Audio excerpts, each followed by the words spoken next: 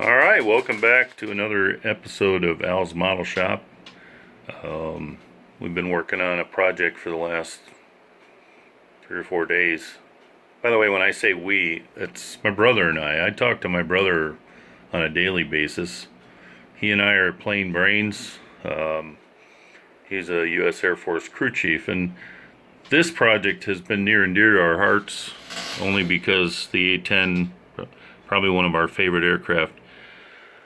A little history. My brother he did his tour in Alaska at Eilson Air Force Base, and so when he showed up with the F-16 Block 40 attack version of the F-16s, there were already at that base A-10s, and they were used, for defense in case the Russians invaded Alaska across the Bering Strait. And also from there, they could go down into Korea real easily. So those are the A-10s that look like the green paint scheme like on the box here. We figure sometime in the 90s, maybe late 90s, early 2000s. We know that in 1981 there was an experimental the Snow Hog paint scheme in 1981 for about a week, but it had a green, black, and white scheme. But eventually they converted over, and today's F-16 squadron, which is a training squadron. By the way, this is the Pacific Air Command 18th, and it's the 11th Fighter Squadron, the 354th Composite Wing. So they had A-10s and F-16s. My brother was there with the F-16s, but they had the A-10s. Anyways, so this is the model. I spent a long time on this camo scheme. Like 10 hours masking it all off.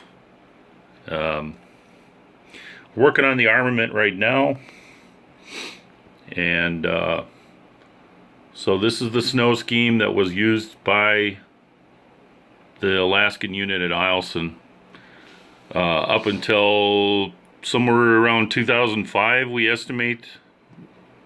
The A-10s left there, and now all they're left with is the F-16s.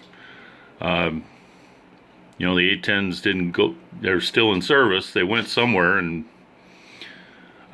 you'll notice that, I talked to my brother about how they loaded armament. So we're going to load the armament the way they would have done it. And I was asking, well, would they have had sidewinders? Yes, they had sidewinders. Sidewinders didn't come with the kit. I fabricated these sidewinders. So I made these out of some sprue and some flat sheet stock. Not quite sure if I've got the rack exactly perfect, but it works for me.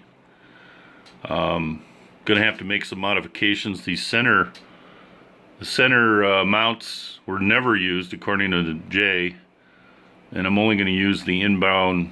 So there's going to be some of these hard points that aren't even going to get used. You can see some of the detail I put into the plane.